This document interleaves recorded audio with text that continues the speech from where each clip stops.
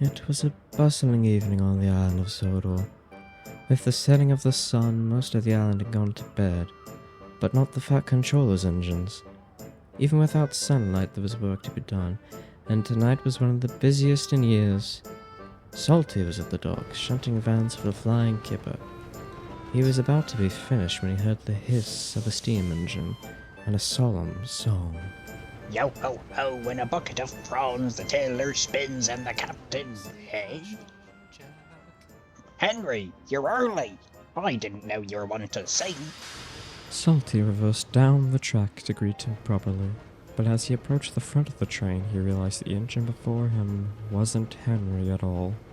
The mysterious engine was painted green like Henry, and had a short funnel like Henry, but had only 2 pairs of driving wheels and a set of trailing wheels nestled beneath its cab. A thick mist had begun to set in, making it hard for Salty to see anything more. You aren't Henry. That's right, I'm new here. I just arrived this evening. I have to be on my way now. This train won't pull itself. The green engine replied, and before Salty could reply, he began to puff away. Wait! You can't take that train. You don't have a brake van. Sorry, no time to talk. I'm already running late. Before Salty could say anything more, the strange engine started puffing away. Wait! Stop! Salty cried out. But the green engine didn't, and disappeared into the mist with the kipper. Not long after, Henry arrived pulling the flying kipper, while Salty was telling the dock manager about what had happened. Aye, sir. I told him to stop, but he didn't listen and ran off. So what's going on here? Where's my train? When I get back, I have to take the milk train to Tidmouth from Kildare, and I want to finish in time to get some sleep tonight. I know, me hearty. I was shunting the kipper for you when another engine came and took it. Said he was new to the railway. The Fat Controller never told me about a new engine. He hasn't told us either. The dock manager said. I've been trying to call Topham all night, but I'm afraid he's not answering his telephone. He must be asleep at this hour. You'd best go deliver that milk now, Henry. That new engine must be halfway across the island by now. Before Henry could reply, a whistle echoed throughout the docks, and the 2 engines gazed in the direction it came from. A pair of large, pale eyes slowly approached them through the mist. Hello, Mr. Henry. Hello, Captain Salty. Out from the fog roared the missing kipper, with Toad coupled to the end. After a moment, Douglas puffed up to Henry and Salty. Ha ha! Toad! We nearly thought you were a ghost. Ghost might be what you have. We were taking empty truck to the ballast chute when we saw these on the line in front of us. Donny went ahead, but when he got to the front of the train, there wasn't any engine. Truck didn't ken what happened either. Said Douglas. Aye, I left when these coupled to them. Donald puffed up on the line next to Douglas, with 2 red mail vans behind him. Never mind the mail. Percy probably hasn't even noticed they're gone. What about the flying kipper? That foolish new engine, he must have gotten lost and abandoned it on the line, and now I'm delayed. Wait until the Fat Controller hears about this. There's a new engine? Donald asked. Not that we've heard of, but a green engine we've never seen took the kipper before Henry arrived and ran off. That doesn't sound right. The trucks were still moving when we found them. It might really be a ghost. You think, Dougie? Aye, that sounds like a ghost to me. Said Douglas. Could be. Could be. Oh, nonsense! Henry rudely interrupted. Don't listen to them, Salty. This is just like their naughty gnomes. You wouldn't catch me believing that nonsense. Now get out of my way, Douglas. I need to get the kipper to the mainland. Not so fast, Henry. The dock manager cried out. Neville's taking a train of scrap to the ironworks now. You'll have to wait for him to pass before you can leave. Henry decided to stay silent. Oh, don't be upset, me hearty. We could sing a song while you wait. Yo ho ho in a bucket of prawns. The tailor spins and the captain yawns. The trucks chimed in. We'd best be leaving now. We ought to take this mail back to Thomas and Percy. said Douglas as he began to puff away. Dinna let the ghost take your train again. You wouldn't want us to come save you again, would you? Donald added. Before Henry could reply, the Scottish twins slipped off. At Farquhar, Thomas, Percy, and Toby were searching the yard for the missing mail vans. Where could those vans have gone? Said Thomas as he darted about the yard.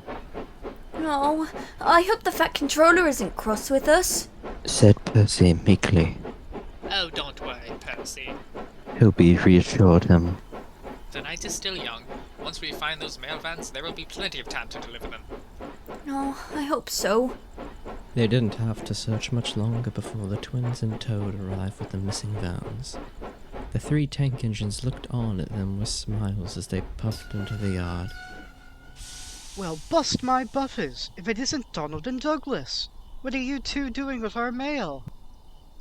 There's a ghost on the loose tonight, I'm afraid. Out and about stealing engines, trains. We've already taken the flying kipper. We had to take it back to the docks for Henry. Douglas added. The Scottish twins laughed as they told Thomas and Percy about how they'd found the trucks and taken them back to the docks. But they stopped laughing when they realized Percy wasn't laughing along with them. Oh, I hope the ghost doesn't take my mail again. Oh, you don't need to worry about the ghost. We'll send him packing if it shows his face again. Boomed Donald proudly. Aye, why don't you come help us load ballast? The ghost won't dare mess with the likes of us. Douglas added with a grin. I wish I could, but I need to deliver the mail. Why don't I take the mail for you tonight, Percy? It's been too long since I've had a good night's run. Percy didn't see it, but Toby winked at Donald and Douglas as he coupled up to the mail vans. Oh, thank you, Toby. Just be careful. Watch out for the ghost. Oh, your ghost wouldn't dare play tricks on an old engine like me. I won't be scared by any of its tomfoolery. And so the engines went their separate ways. Thomas and Toby took the mail train, and Donald and Douglas took Percy with them up the Arlesdale branch to their goods yard. We left to take trucks up to the ballast route and found your trucks on the line. Douglas told Percy. We asked the way engines, but they hadn't managed to see any ghost. Donald added. Unfortunately, the ballast trucks weren't as inviting as the twins. Scruffy, their leader, jeered at them and Percy. Well, the twins are so scared that they had to find a little green caterpillar to keep them company. Ah, waste yourself. Snapped Douglas. I'll fetch Oliver for company and see if you want to keep talking like that. Scruffy decided not to say another word. Dinna mind them, Percy. Donald told him. Some trucks are just never in a good mood. Reminds me of the workshop. The other engines were never too happy either. I'll take these trucks in order in no time. With a blow of his whistle and a hum, Percy got to work marshalling the trucks, and Donald and Douglas joined in. They were impressed with Percy's work. That wee engine's got a knack for this, aye, don't he? Aye, do ye? Even Duck may not work as hard as him.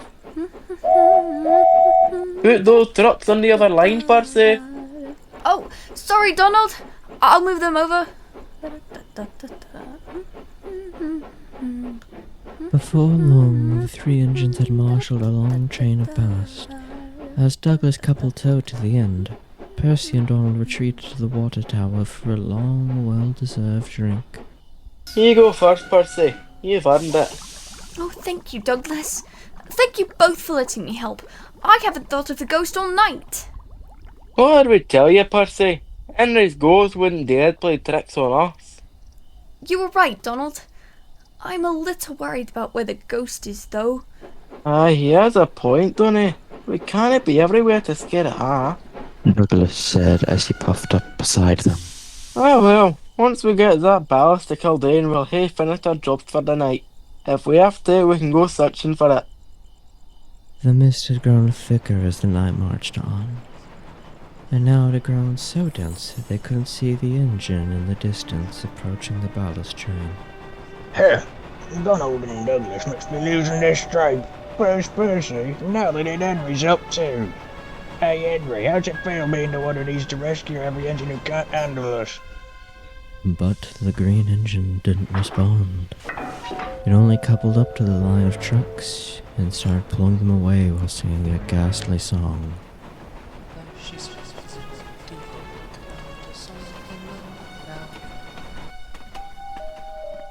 Then, before we could reverse away, a landslide took our brake van right off the rails and we were trapped. Why, I didn't think either of us have been as scared as we were that night since, right, Donny? Aye, and the worst of it was yet to come. That night... Oh, me, Mr. Douglas. The twins and Percy's eyes darted to Toad, and they looked on in horror as he and the ballast train disappeared into the fog. Hey, stop! Douglas cried out as he darted forward, but the engine didn't listen. There's a ghost out, Toad! Come on, we can't let that hang get away. Before Percy and Douglas could reply, Douglas puffed onward into the fog, the sound of his whistle still echoing through the yard. Come on, Percy, we need to help him! Donald said as he followed behind his brother. I'll follow! Percy said nervously as he puffed forward with Donald into the fog. Meanwhile, at the docks, Salty was leading the trucks in a song. Henry wasn't very amused. Yo ho, heave ho. Yo ho, heave ho. A spooky old gang of sailors are we, sailing round the coast of Ellsworth and Sodor. Yo ho, heave ho. Yo ho, heave ho. Come on, Henry. You're hardly putting any emotion into your singing. Yeah, Henry, it needs more feeling. The truck added cheekily. I don't like singing. Oh, very well. You don't have to sing along if you don't want to, but you can't stop us. From the top, boys! Salty's grin grew even wider as he began leading the trucks in that chorus. The dock manager walked up to Henry as Salty rolled away towards the back of the train. Please tell me I can take the Kipper now. Well, Neville reached the ironworks safely, but his train's no. Radio then. I'll be off now. Good night. Henry said without waiting to hear more, and started off with the Kipper, steaming out of the docks before he could hear more. Ow! Hey! We didn't finish our song. Yeah! Henry, wait! Their train is missing! For all we know, it could be blocking the main line. But Henry didn't listen. Before long, he was steaming down the main line, but he still wasn't happy. First that new engine, the devil. I'm not going to get any sleep now. Stop being such a downer, Henry. Why don't you try singing with us? Yo ho, heave ho, yo ho, heave ho, yo ho, heave. Why don't you try being quiet? I can hardly think hearing your noise, and I can't see a thing in this fog. The trucks did stop singing, but not because of Henry. That's not one of Salty's songs. Mr. Henry? Who's there? Henry cried out into the mist, but there was no reply. Henry squinted through the fog, trying to make out the train beside him. He could barely see a line of trucks loaded with ballast, then scrap. But when the light of his lamp touched the engine pulling the train, it vanished. All Henry could make out was a faded number on a faded green tender. 2949? What the? Before Henry could even consider what he'd just seen, his thoughts went elsewhere when he heard a shrill whistle pierce the night. There he is! I can see Toad! Percy? This is one of your tricks, isn't it? Oh, no, Henry. The ghost took Toad, and I... Your ghost, of course! The same one that's been playing tricks and delaying me all night. Why can't you go play tricks on Salty or those twins instead? Before Percy could say any more, Henry steamed off with the kipper. Not that Henry would have listened if he stayed. As he left, Donald and Douglas called up to Percy. Sod, you're alright. I feared what that ghost was going to do to you. Douglas cried out. I was scared too, Mr. Douglas, but I could hardly hear him. But he seemed worried too. He kept whispering about being late to deliver these trucks and singing to himself like Mr. Percy does. Singing? Like me? Muttering about his work, you say? That doesn't sound like a ghost to me at all. You ken what that reminds me of, don't it? Hey, Dougie, that sounds like a brownie! The twins cried in unison. What's a brownie? We goblins who come out at night and do work around folks' homes. I've never heard of a railway brownie though. Donald said. But that's what we have, don't it? Douglas retorted. We ought to put some milk out for it. Come on, Percy. Kildane's no far from here. We'll find some once we deliver this ballast. Oh, okay. The 3 engines coupled up to the abandoned train and set off for Kildane. Percy wasn't sure about the twins' plan, though. Later that night, Henry arrived on the mainland. He arrived with the kipper at a crowded goods yard.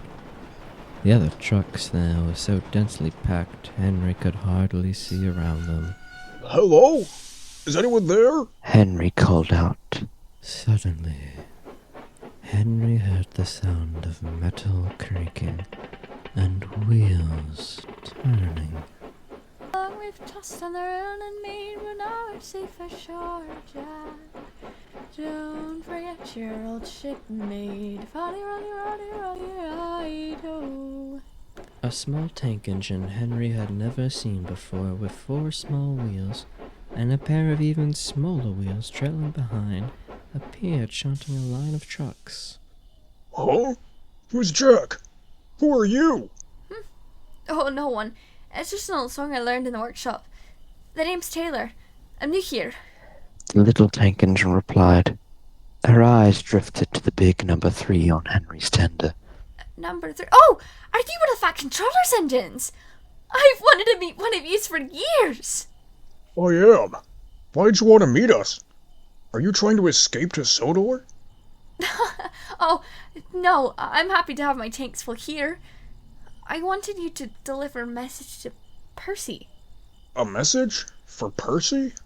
Yes, sir. I used to be in the same workshop as him. Me and the others weren't the nicest to him, though. When your controller bought him, we didn't take it well. The older of us were scared we'd be scrapped if we weren't bought. Me and William were the worst, I'm afraid. We were the oldest, you see, and once we came to our senses, he'd already left for the railway. So when you get back, tell the poor guy we're sorry.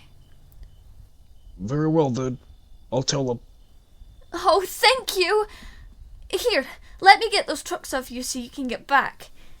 I wonder how he's doing. Back on Sodor, Donald and Douglas had roped Percy into their plan to catch their railway brownie. Douglas had found a train of milk tankers and set them on a siding in view of an engine shed they were hiding in. Why do we need to hide? Brownies are shy creatures, Percy. It won't take the milk if it sees us. Douglas replied. If it is a ghost, we can jump out and scare it off. Donald added. Oh, okay.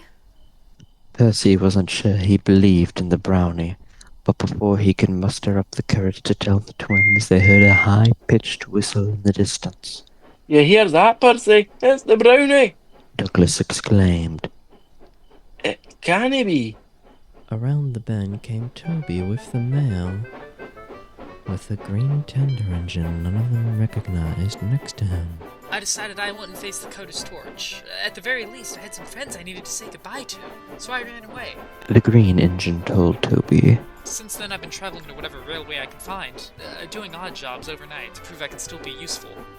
Well, I admire your resolve, but I'm afraid that you've only caused confusion and delay tonight. The morning's not far off now. We'll take you to see Sir Topham Hatt. I'm sure he can find a place for you on our railway. Oh, thank you, Toby! While we wait, though, shouldn't I do at least a little help? I could deliver this milk.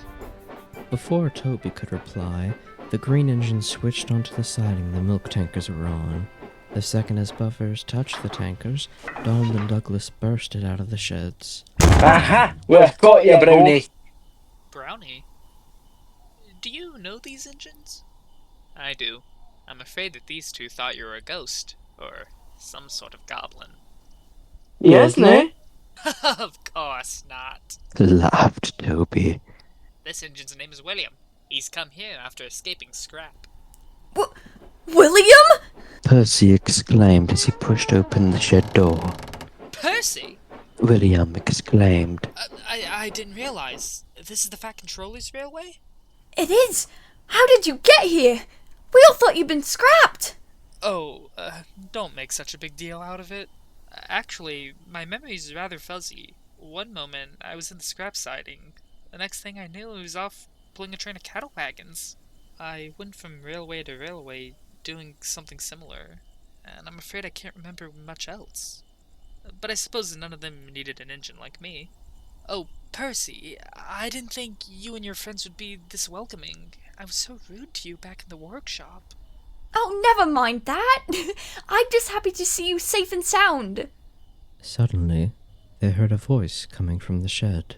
But Mr. William disappeared when he was pulling me earlier, Mr. Douglas, and when he was pulling the flying kipper, didn't he? How could that happen? I don't understand it myself. Every morning, or when I'm worried, I fall asleep and wake up somewhere else. Percy, I need to tell you, I'm sorry about everything I said back in the workshop. Back then, I was scared of... But before William could finish, Henry thundered into the yard and William vanished, and the four engines looked at where he'd been in shock as Henry puffed up. It must have been a ghost after all, Said Douglas. Percy, there you are! What are you doing with my milk?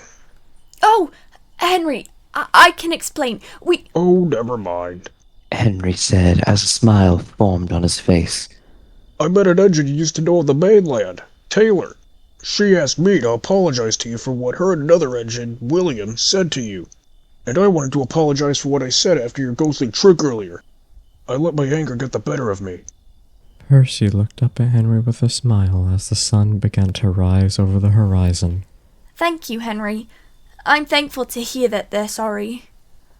Henry didn't notice, but Percy glanced over at the twins and Toby with a grin. However, their expressions all quickly changed to shock when they heard a car door close. What is this that I've heard about last night? An ensign I've never heard of taking the kipper. Neville's lost his train. The milk hasn't been delivered yet. The Fat Controller exclaimed. Well, you see, sir, it's a complicated story, but if you listen, I think I can explain it well enough. Aye, sir. Me and Dougie will clean this up while he tells you. I think Neville's train's around here somewhere. I'll deliver the milk. Why don't you get Henry to your shed? It looks like he's had a long night. Douglas whispered to Percy with a wink. You're right, Douglas. I'll get him to Timmer Sheds. As Toby began telling the Fat Controller about William, and the twins set off to deliver the scrap and the milk, Percy buffered up to Henry and started singing a song as he took him home. Safe and sound at home again, let the waters roar, Jack. Safe and sound at home again, let the waters roar, Jack. Long we've tossed on the rolling main, but now we're safe for shore, Jack. Don't forget your old Shedmate, funny ruddy ruddy ruddy rido. Since we sailed from Plymouth Sound, 4 years gone or nigh, Jack. Was there ever Tommies now, such as you and I, Jack?